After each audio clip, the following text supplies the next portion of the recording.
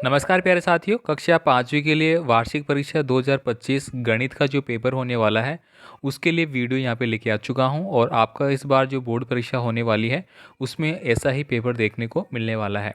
तो चलिए दोस्तों, यहाँ पे हम गणित का पूरा पेपर सॉल्यूशन के साथ लेके आए हैं जो कि आपको बताने वाले हैं। इसके अलावा साथियों, मैंने पहले आपको हिंदी का पेपर है और इसके अलावा हिंदी और आपका जो साइंस का हो गया, और यानी कि साइंस में एनवायरनमेंट आता है वो पेपर मैं आपको अपलोड कर दूंगा। इसके अलावा मैंने हिंदी का और इंग्लिश का पेपर ऑलरेडी दे दिया है आपको, वो ज़रूर पढ़ लेना आप।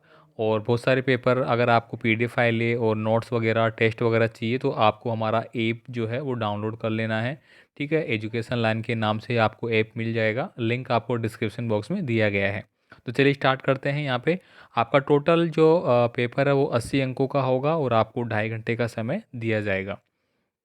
यहाँ पे देखिए, सबसे पहले आपको आकृति और समझ के जो प्रश्न है वो मिलेंगे जो कि ऑब्जेक्टिव टाइप के प्रश्न रहेंगे। ये पेपर दोस्तों आपको हिंदी मीडियम वालों के लिए और इंग्लिश मीडियम वालों के लिए, दोनों के लिए आपको मिल जाएगा। तो यहाँ पे देखिए, पहला प्रश्न पूछा गया है कि समकोण का माप होता है। तो यहाँ पे आपसे पूछ रहा है क्या, समकोण। ठीक है, तो समकोण का दोस्तों जो माप होता है वो इस प्रकार से हमारा एक एंगल बनता है। आप इसको बना के भी बता सकते हैं।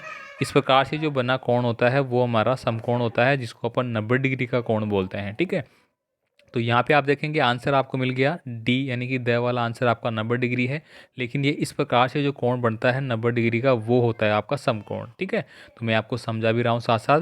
बाकी पीडीएफ फाइल सॉल्यूशन के साथ आपको ऐप पे मिल जाएगी। आगे देखिए, यहाँ पे अगला है, नीचे दी गई आकृति में सभी कोणों को पहचान कर उन्हें न्यून कोण अथवा समकोण के रूप में आपको लिखना है। तो देखिए, यहाँ पे आकृति की, अगर पहले वाली आकृति की बात की जाए, इस वाली आकृति की, तो इसमें देखिए कोण जो ए है, इस प्रकार से ये जो कोण बन रहा है यहाँ पे, कौन सा वाला, ये वाला, तो ये कौन सा कोण दिया गया है, न्यून कोण। तो ये आपको यहाँ पे मिल जाता है। कोण बी जो है वो भी आपका न्यून कोण है, इस प्रकार से। अब न्यून कोण होता क्या है, देखिए न्यून कोण जो है वो 90 डिग्री से जो कम होता है, 90 डिग्री से जो कम होता है, ठीक है, वो क्या कहलाता है, मेरा न्यून कोण कहलाता है। और 90 डिग्री से जो अधिक होता है, कौन सा भाई, अधिक, ठीक है, वो मेरा कौन सा कोण कहलाएगा, अधिक कोण कहलाएगा। ठीक है, तो ये आपको दोनों बातें याद रखनी है भाई। जो 90 डिग्री से कम होगा वो न्यून कोण कहलाएगा, और जो अधिक होगा वो अधिक कोण कहलाएगा। अब देखिए, यहाँ पे कोण जो सी है ये भी 90 डिग्री से कम है, इसलिए ये भी न्यून कोण, तो ये सारे आपके न्यून कोण बन जाते हैं। अब यहाँ पे समकोण है, तो यहाँ पे देखिए इस आकृति में कोई भी समकोण नहीं है, तो यहाँ पे ये वाला आकृति हो गई। अब देखिए सेकंड आकृति जो दिख रही है, इसमें देखिए सबसे पहले न्यून कोण बताया गया है। तो ये जो कोण है आपका डी वाला, ये न्यून कोण है, मतलब ये 90 डिग्री से इसका मान जो है वो कम है, इसलिए ये क्या है, न्यून कोण है। ठीक है, उसके बाद जो एफ वाला है, ये वाला, ये डिग्री वाला, ठीक है, कौन सा वाला, ये वाला, ये भी क्या है, 90 डिग्री से कम इसका मान है। ठीक है, इसलिए ये भी क्या हो गया, मेरा न्यून कोण बन गया भाई। ठीक है, तो इसको भी न्यून कोण में लिखा है। अब यहाँ पे कोण जो ई है, इस प्रकार से, इस प्रकार से जो कोण है मेरा ई वाला, ये मेरा क्या है, समकोण है। कौन सा कोण है, ये मेरा समकोण है।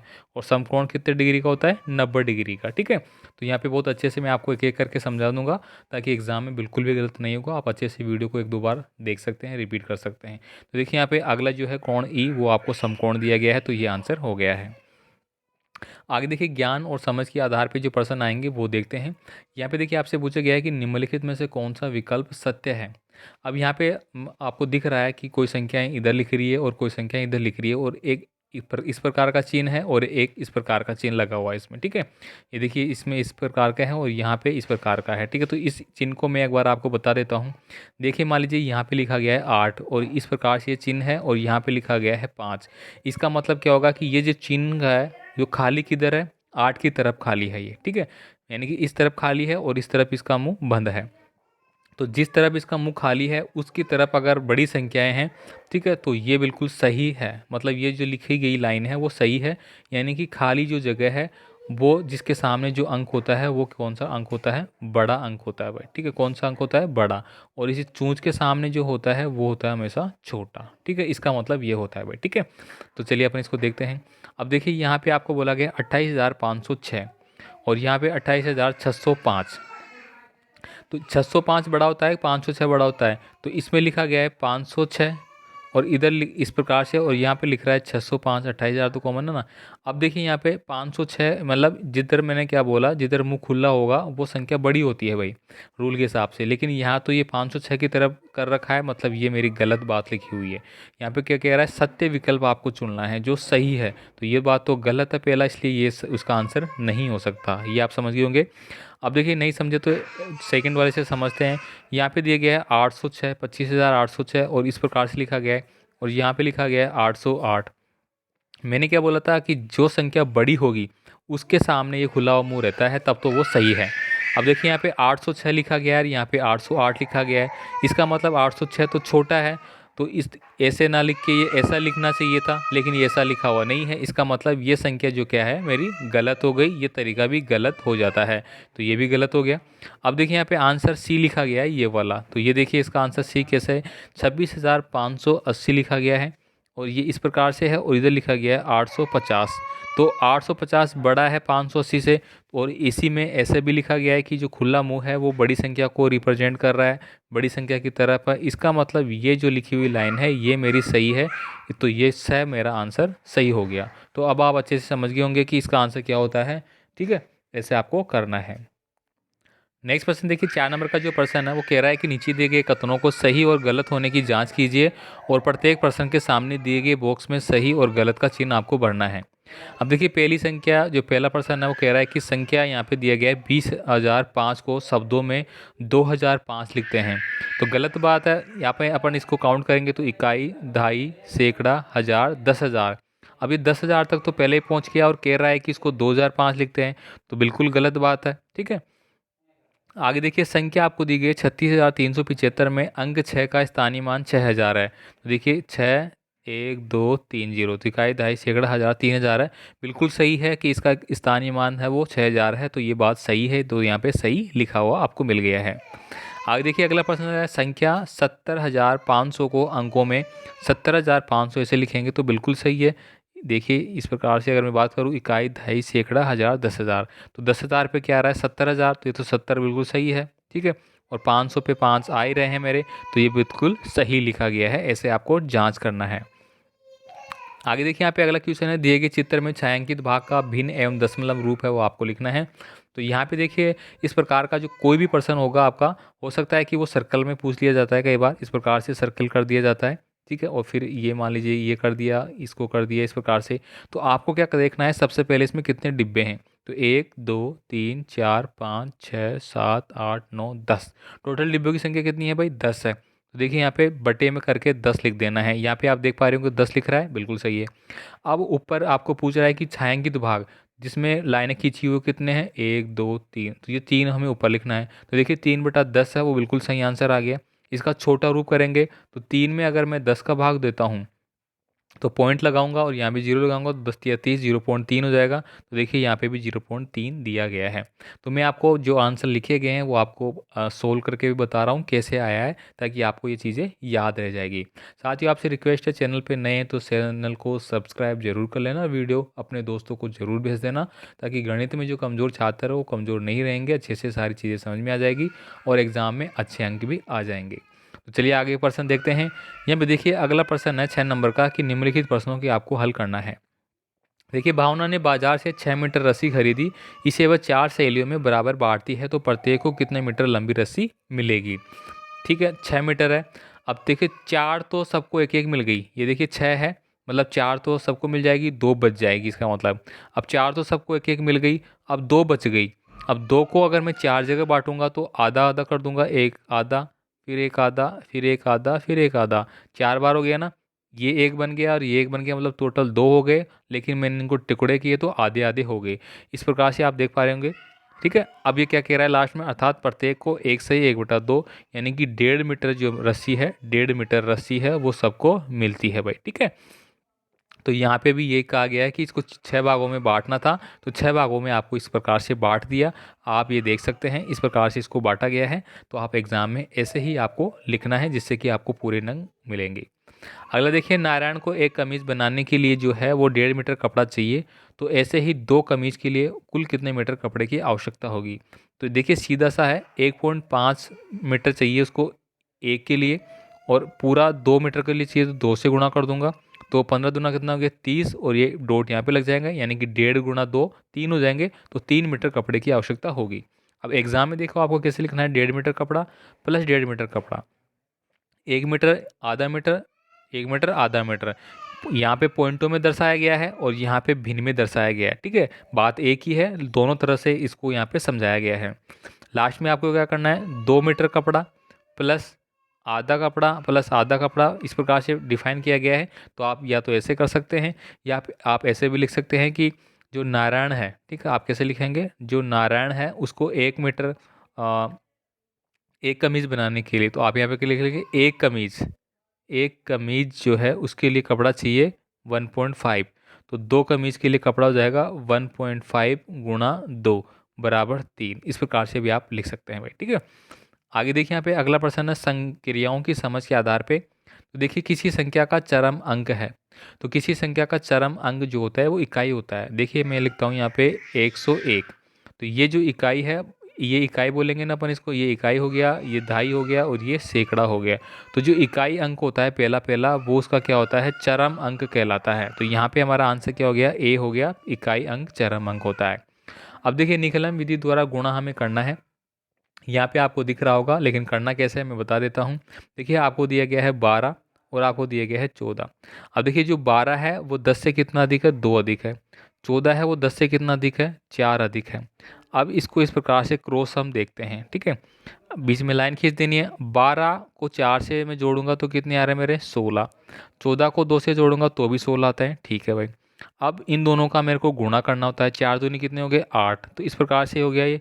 अब लास्ट में क्या लिखना है, 16, और ये 8 है वो इसके साथ लिख देना है, तो 168 हो गया। तो ये मेरा उत्तर हो गया। ठीक है, समझा दिया मैंने कैसे करना है। यहाँ पे भी आपको दिख रहा होगा, क्योंकि यहाँ पे ऑलरेडी लिखा हो गया है आंसर, तो समझ में नहीं आया होगा, तो मैं समझा भी रहा हूँ साथ साथ, और जिनको पहले से आता है वो अच्छे से इसको समझ जाएंगे। ठीक है, आगे देखिए अगला प्रश्न है, इनको आपको हल करना है। तो यहाँ पे दिया गया है कि यदि नौहर से जयपुर तक का एक व्यक्ति का किराया है वो 550 है, तो 15 व्यक्तियों का किराया कितना होगा। तो इस प्रकार के प्रश्नों में देखिए 550 जो दिया गया है आपको उसको 15 से गुणा करना है, मतलब 15 का पहाड़ा आपको आना चाहिए। देखिए यहाँ पे भी आपको 15 का पहाड़ा करके बताया है। ठीक है, और आपको भी ऐसा ही करना है। यहाँ पे डायरेक्ट कर दिया है, जिसको 15 का पहाड़ा आता है, तो देखिए 550 गुणा अगर मैं 15 करता हूँ, जीरो है तो जीरो का पहले ही हम जीरो लिख देंगे। 15 को 5 से किया, 5 75, 15 5 75 हासिल की लग गई 7, 15 5 75 7 82। ठीक है, तो 8,250, 8,250, 8,250। तो देखिए आपको अगर गुणा इस प्रकार से आता है तो ऐसा कर लीजिए, अगर डायरेक्ट आता है तो आप डायरेक्ट भी कर सकते हैं। लास्ट में आपने लिख दिया 15 व्यक्तियों का किराया है वो 8,250 होगा। आगे देखिए यहाँ पे अगला है, नीरज के पास जो है वो 984 केले हैं, तो बताइए उसके पास कितने दर्जन केले हैं। तो देखिए 984 केले उसके पास है, एक दर्जन में 12 होते हैं, तो मैं 12 से भाग दूंगा इसको। ठीक है, तो 12 अंटे कितने हो गए मेरे, 96 हो गए। यहाँ पे कितने उसके 2, और ये 4 मैंने उतारा, तो 12 दूना कितने हो गए 24, तो 24 पूरा पूरा भाग चल गया, मतलब उसके पास 82 दर्जन केले हैं। तो आप देखेंगे यहाँ पे भी 82 दर्जन केले आ गए। ठीक है, और यहाँ से आप इस प्रकार से भाग देंगे तो भी उसके पास 82 दर्जन केले आए हैं। ठीक है, तो इस प्रकार से आप कर लेंगे भाई। अब देखिए वह सबसे बड़ी संख्या ज्ञात करो जिसका 36 और 54 दोनों में पूरा पूरा भाग जाता है। तो इसके लिए हम क्या करते हैं, एक गुणनखंड विधि है वो अप्लाई करते हैं। कौन सा, गुणनखंड विधि। ठीक है, अब गुणनखंड विधि में देखिए 36 के गुणनखंड करेंगे अपन, तो यहाँ पे आपने लिखा 36, इस प्रकार से आप करते हैं। 2 का भाग दूंगा मैं तो 18 मेरा आ गया, फिर मैंने 2 का भाग दिया तो यहाँ पे 9 आ गया। ठीक है, फिर मैं यहाँ पे 3 का भाग दूंगा, फिर यहाँ पे 3 आ गया, फिर 3 का भाग दूंगा तो लास्ट में 1 आ गया। तो देखिए ये संख्या मेरे पास आ गई निकल के। ठीक है, एक प्रकार से ये संख्या मेरे पास निकल के आ गई। तो देखिए 2 का मैंने जोड़ा बनाया तो 2 आ गया, 3 का जोड़ा बनाया तो 3 आ गया, तो 2 3 6, मतलब क्या अंक निकल के आ रहा है मेरे पास, 6 निकल के आ गया पहली संख्या में। ठीक है, अब दूसरी देखिए 54 आपको दिया गया है, 54 का भी मैं ऐसे बनाऊंगा। ठीक है, तो 2 से भाग दिया तो मेरा कितना आ गया, 27 आ गया। ठीक है, फिर मेरा 2 से नहीं जाता तो मैं 3 से दूंगा, 3 नाम 27 आ गया। फिर मैंने 3 से दिया, फिर यहाँ पे 3 आ गया, फिर 3 से दिया और यहाँ पे 1 आ गया। तो देखिए 2 ऑलरेडी 1 है, यहाँ पे 3 है और 3 है, 3 3 9, 9 दूनी कितना आ गया 18। तो बड़ी संख्या क्या आ गई मेरी, 18 आ गई। एक तो मेरी आई थी 6 और एक आई 18। अब 18 में भी 6 का भाग जाता है, तो बड़ी संख्या मेरी क्या आ गई 18। तो यहाँ पे ये पूछा है कि वह बड़ी से बड़ी, देखिए वह सबसे बड़ी संख्या ज्ञात करो जिसका 36 और 54 दोनों में भाग जाता है। 6 छोटा था इसलिए ये आंसर नहीं होगा, 18 बड़ा आ गया इसलिए ये मेरा आंसर हो गया। तो देखिए यहाँ पे 18 मेरा आंसर आके आ गया। ठीक है, यहाँ पे भी आपको देख पा रहे होंगे, ऐसे आपको करना है। अब देखिए यहाँ पे अगला है निम्नलिखित प्रश्नों को आपको हल करना है। तो यहाँ पे देखिए अंक जो छूटे हुए हैं उनको आपको लिखना है। तो यहाँ पे देखिए जो छूटे हुए अंक है वो ऑलरेडी लिख दिए गए हैं। यहाँ पे जो 4 है वो छूटा हुआ था, 2 है वो छूटा हुआ था। तो देखिए 4 और 7 यहाँ पे है। ठीक है, अब यहाँ पे लास्ट में आपको क्या दे दिया गया है, इसका पूरा सॉल्यूशन करके दे दिया गया है। तो ये थोड़ा समझ में नहीं आएगा, यहाँ पे छोड़ते तो मैं आपको करवा के बताता, ठीक है, किस प्रकार से था। बाकी आगे देखिए, देखिए 31, 22, 80, 50 तथा 738 का योग है, यानी कि जोड़ना है, आपको जोड़ आना चाहिए। तो देखिए यहाँ पे 3122 लिख दिया है और 80, 50 है वो लिख दिया है और 738 है वो लिख दिया है। जोड़ना है 8 और 10 का 0 हासिल की 1 आ गई यहाँ पे। 5 या 3 8 और 10 और 1 11 का हासिल 1 यहाँ पे आ गया और 1 यहाँ पे आ जाएगा। ठीक है, अब 7 और 1 8 और 1 यहाँ पे हासिल थी वो 9 हो गया और 8 और 3 11 आ गया। तो 11 910, देखिए 11 910 आ गए। तो जोड़ना है आपको, कुल मिला के बोला गया है कि इनको जोड़ो, तो आप जोड़ लेंगे। इसके बाद देखिए यहाँ पे नमन के पास 12,500 रुपये है और उसने 2,500 रुपये की सिलाई मशीन और 8,000 रुपये की वॉशिंग मशीन खरीदी। बताओ उसके पास कितने रुपए शेष बचे। देखिए इससे क्या करना है, उसके पास 12,500 थे, तो यहाँ आपने लिखा 12,500 उसके पास है। उसने क्या किया, 2,500 की तो एक चीज़ खरीदी और 8,000 की चीज़ एक खरीदी उसने। इन दोनों को जोड़ेंगे, 8 और 2 10 और 500, मतलब 10,500 रुपये की चीज़ खरीद ली उसने। तो 12,500 में अगर मैं 10,500 का भाग देता हूँ तो मेरे पास कितने निकल के आते हैं, 2,000 रुपये निकल के आते हैं। तो वही यही पूछ रहा है कि उसके पास कितने रुपये शेष बचे, 2,000 रुपये बचे। तो ये मेरा आंसर आ गया भाई। ठीक है, अब देखिए अगला है मापन की समझ। यहाँ पे देखिए सुजन ने यहाँ पे आपको रोमन जो गणित है उसमें दिया गया है। तो यहाँ पे देखिए जैसे 4 किलो चावल है और जो 85 रुपये का है, और यहाँ पे अगला है 85 पे 50 पैसे प्रति किलोग्राम के भाव से है। तो 3 किलोग्राम शक्कर जो है वो यहाँ पे 28 रुपये 60 पैसे प्रति किलोग्राम के भाव से खरीदी गई है। उसके पास आपको बताना है कि 285 रुपये 60 पैसे बचे। तो बताओ उसने कितनी राशि बाजार से लेकर आई थी। तो देखिए यहाँ पे क्या करना है, एक एक जो सामग्री थी उसको पहले ऐड किया है। तो देखिए यहाँ पे सूरज ने 4 किलो चावल है वो इतने तो रुपए के हिसाब से खरीदे। तो चावलों में धन खर्च किया कितना, तो यहाँ पे देखिए 4 गुना ये था, ये कर लिख लिया, और पैसे थे वो सारे लिख लिए। अब उनका भाव जो कितना था उस हिसाब से इसको गुणा कर लिया, तो ये इसका आंसर आ गया। ऐसे शक्कर का भाव है वो गुणा कर लिया। ठीक है, उन दोनों को आपस में उसने जोड़ा है। यहाँ पे जोड़ने के बाद उसके पास ये आ गया। अब वो कह रहा है उसके पास टोटल इतने थे, ये आए हैं उसके पास, तो शेष जो बचेंगे वो यहाँ पे बच जाएंगे आपके। ठीक है, यानी कि जोड़ने के बाद इस प्रकार से आप बता सकते हैं। अब देखिए यहाँ पे अगला जो प्रश्न है कि 3 घंटों में कुल कितने मिनट होते हैं। देखिए 1 घंटे की अगर हम बात करें तो 1 घंटे में मिनट जो होते हैं वो 60 होते हैं। ठीक है, अब 3 घंटों की बात करी गई है तो 3 को 60 से मैं गुणा करूंगा तो 3 8 36 कितने हो गए, 18, यानी 180 मिनट मेरे आंसर आ जाएंगे। तो देखिए यहाँ पे 180 मिनट यहाँ पे लिया गया, तो उससे मेरा आंसर ठीक है।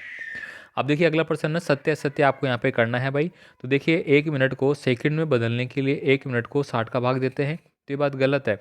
1 मिनट को 1 मिनट में ऑलरेडी 60 होते हैं, सेकंड में बदलने के लिए 60 का भाग देते हैं। तो यहाँ पे कह रहा है 60 का भाग देंगे 1 मिनट में। ठीक है, तो 60 से 60 कट गया तो कितना बच गया मेरा, 1 आ गया यहाँ पे। अब 1 मिनट थोड़ी आया, 1 सेकंड आ गया मेरा, इसलिए ये क्या हो गया, असत्य हो गया। अब देखिए यहाँ पे अगला जो है 1 घंटे में 3600 सेकंड होते हैं, तो बिल्कुल देखिए 1 मिनट में कितने सेकंड होते हैं भाई, 60, और 1 घंटे में कितने होते हैं, 60 पूरे, और 60 को 60 से गुणा करूंगा तो 6 का 36 और 2 जीरो लगाऊंगा तो 36 हो गया ना। तो ये बात मेरी सही है। आगे देखिए आधा घंटा 15 मिनट के बराबर होता है। तो देखिए 1 घंटा जो है अगर 60 मिनट के बराबर होता है तो आधा घंटा कितने मिनट के बराबर होगा, 30 मिनट के बराबर होगा। ठीक है, तो यहाँ पे ये असत्य हो जाता है। ठीक है, तो यहाँ पे आपको असत्य लिखना है। देखिए अगला है रिक्त स्थानों की पूर्ति करना है। तो यहाँ पे आपको बोला गया है कि जो 1500 ग्राम है वो एक सही 1/2 ग्राम किलोग्राम होता है। बिल्कुल सही है, यहाँ पे भर दिया गया है 1500 किलोग्राम है। 1 किलो जो होता है वो 1000 ग्राम होता है, प्लस 500 ग्राम, तो ये कितना हो गया, 1500 ग्राम। 1 किलो को हम 1 लिख देते हैं, 500 ग्राम को हम आधा किलो भी लिख देते हैं, इस प्रकार से। तो यही यहाँ पे लिखा गया है। आगे देखिए 3.5 किलो दिया गया है यहाँ पे। तो 3.5 किलो का मतलब ये हो गया, 1 किलो में कितने होते हैं भाई, 1000 होते हैं, तो 3 किलो में कितने हो जाएंगे, 3000। आधा किलो में कितने होते हैं 500, तो 3500 मतलब 3500 ग्राम। ठीक है, आगे देखिए 1 किलोग्राम में ग्राम की इकाई बदलने पर कितने आते हैं भाई, 1000 से गुणा करना पड़ता है। अब देखिए भाग ए और भाग ब को आपको मिलान करना है यहाँ पे। तो आप देखेंगे यहाँ पे 1 किलोमीटर में कितने मीटर होते हैं भाई, 1000 मीटर, तो इसलिए इसको 1000 से टिक कर दिया। 1 मीटर में 100 सेंटीमीटर होते हैं, इसलिए 100 सेंटीमीटर कर दिया। 1 सेंटीमीटर में 10 मिलीमीटर होता है, तो इसको 10 से मल्टीमीटर कर दिया। तो ये आपको अच्छे से एक बार कर लेना है चीज़ों को याद। अब देखिए यहाँ पे एक आयताकार फोटो फ्रेम है जिसकी लंबाई 8 मीटर है तथा चौड़ाई 7 मीटर है। इसके आधार पर निम्न प्रश्नों का आपको आंसर करना है। तो देखिए यहाँ से पूछा गया है कि इस फोटो फ्रेम में लगने वाले फोटो का क्षेत्रफल ज्ञात कीजिए। तो क्षेत्रफल ज्ञात करने के लिए क्या होता है, हमारा सूत्र लंबाई गुणा चौड़ाई। ये हमें फॉर्मूला याद होना चाहिए। कभी भी हम आयत का क्षेत्रफल निकालते हैं तो लंबाई गुणा चौड़ाई करते हैं। तो देखिए यहाँ पे लंबाई है वो 8 दी गई है, चौड़ाई 7 दी गई है, तो 8 गुणा 7 करूँगा मैं तो कितना आ गया 56, 56 वर्ग मीटर। यह मेरा आंसर आ गया। आगे देखिए आयताकार फ्रेम के चारों ओर लकड़ी की पट्टी लगानी है। तो यहाँ पे पट्टी लगाने के लिए लंबाई बताना है आपको टोटल। ठीक है, तो लंबाई बताने के लिए इसका मतलब क्या हो गया, परिमाप पूछ लिया गया है हमें। तो आयत का परिमाप क्या होता है, 2 L+B। L मतलब लंबाई, B प्लस चौड़ाई। ठीक है, ये हो गया सूत्र, याद है आपको। अब 2 ब्रैकेट में लिख दिया। अब यहाँ पे देखिए 8 थी और एक कितनी थी 7, 8 7 कितने हो गए 15, और इसको 2 ब्रैकेट में बाहर था उसको गुणा करूंगा तो कितना आ गया मेरा 30। तो 30 मीटर मेरा क्या हो जाएगा, पूरा परिमाप आ जाएगा। यहाँ पे आपको आंसर भी पूरा ऐसे कैसे लिखा हुआ मिल जाता है, जो कि आप इसको देख सकते हैं। बाकी मैं समझा भी रहा हूँ आपको साथ साथ। आगे देखिए यहाँ पे 1000 मिलीमीटर के बराबर होता है। तो 1000 मिलीमीटर के बराबर 1 लीटर होता है। तो ऑप्शन नंबर सी यहाँ पे सही आंसर है। देखिए तेल के डिब्बे में, जो तेल के एक डिब्बे में 15 लीटर तेल आता है, कितने में भाई, 1 लीटर में, 1 लीटर में 15 आता है। तो 3750 लीटर तेल के लिए ऐसे कितने डिब्बों की आवश्यकता होगी। तो मतलब इसमें आपको भाग देना है। ठीक है, 3750 में अगर मैं 15 का भाग देता हूँ तो देखिए 15 दूना 30, 7 आ गया, फिर 5 15, 5 75, जीरो का ऐसे मतलब 250 डिब्बों की आवश्यकता होगी। तो देखिए यहाँ पे भी ये किया गया है, जो 3750 है उसमें 15 का भाग दिया हमने, तो ये भाग देने के बाद ये कितना आ गया मेरा 250, मतलब 250 डिब्बों की आवश्यकता होगी। तो यहाँ पे भी ये लिख दिया है आंसर में। तो ये आप देख सकते हैं। ठीक है, आगे देखिए यहाँ पे आंकड़ों की समझ के बारे में बात करें यहाँ पे, तो नीचे देखिए पैटर्न को आगे बढ़ाना है। तो देखिए पहले ये पैटर्न ऐसा है, ठीक है, पहले ऐसा है, फिर ऐसे हो गया, फिर ऐसे हो गया, अब नीचे हो जाएगा। तो देखिए ब नीचे में है, तो ये मेरा ब आंसर हो गया। अब देखिए दिए गए पैटर्न में अगला पद क्या आएगा, देखिए पहला पद है 1, फिर 4 है, इसके बीच में कितना अंतर है 3, फिर 9 है, इसके बीच कितना अंतर है 5, फिर 16 है, देखिए 3 का अंतर, फिर 5 का अंतर, फिर 7 का अंतर और फिर 9 का अंतर। 16 और 9 कितने होते हैं मेरे 25। तो यहाँ पे देखिए 25 मेरा सही आंसर हो गया। तो ये देखिए पहले 3 का था, फिर 5 का, मतलब यहाँ पे 2 2 का अंतर चल रहा है। ठीक है, इसलिए आगे की संख्या कितनी आ गई मेरी 25 आ गई। तो यहाँ पे मेरा 25 आंसर आ जाता है। अब देखिए अंतिम प्रश्न जो आपका है वो क्या कह रहा है कि एक आपको ग्राफ बनवा रहा है। ग्राफ के लिए क्या बोला गया है कि पीयूष के घर के पास से निकलने वाले वाहनों का पीयूष ने 1 घंटे तक लगातार परीक्षण किया और विभिन्न प्रकार से वाहनों की नोट संख्या ज्ञात की। यहाँ पे दे दिया गया आपको ये प्रश्न है भाई। ठीक है, तो ये ग्राफ आपको दिया जाएगा। अब ग्राफ में आपको क्या करना है, देखिए एक तरफ तो आपने वाहनों की संख्या लिख ली है। अब वाहनों की संख्या देखिए अधिकतम कितनी है 9, तो मैं इसको अधिकतम 9 तक ले गया, यानी कि 9 नंबर तक लिख लिया। उसके बाद देखिए यहाँ पे इस साइड में मैंने क्या लिखा है, वाहनों के प्रकार, मोटरसाइकिल, कार, बस और ट्रक। अब देखिए मोटरसाइकिलों की संख्या कितनी है, इसको एक बार छोटा कर लेता हूँ मैं। देखिए मोटरसाइकिल जो है उसकी संख्या कितनी दी गई है आपको 9, मोटरसाइकिल की संख्या कितनी है 9। तो ये मोटरसाइकिल वाला ग्राफ है वो 9 तक जाएगा। फिर है कार की संख्या कितनी है 6, तो कार की संख्या 6 है तो 6 के सामने जाएगा। फिर देखिए 3 क्या है मेरी बस है, तो बस 3 के सामने जाएगा। और ट्रक जो है वो 5 है तो 5 के सामने जाएगा। तो इतनी साइज़ में मेरे को बना के उसमें इस प्रकार से डार्क डार्क कर दिया है। तो ऐसे ही आपको एग्ज़ाम में बनाना है। ठीक है, तो ये पूरा पेपर गणित का हो गया है। ऐसा ही पेपर आपका आने वाला है, और भी पेपर रहेंगे वो मैं आपको सोल्व करा दूंगा, जिससे कि आपको सारे प्रश्नों की तैयारी हो जाएगी। इसके अलावा आपको पेपर और ट्यूशन बैंक सारे ऐप पे मिल जाएंगे। ऐप को ज़रूर डाउनलोड कर लेना। और कोई भी आपका कमेंट है तो आप हमें हमारे व्हाट्सअप नंबर पे मुझे कमेंट कर सकते हैं। व्हाट्सअप नंबर आप लिख लीजिए 96945217 और 36। ठीक है, मिलते हैं अगले पेपर के साथ। धन्यवाद।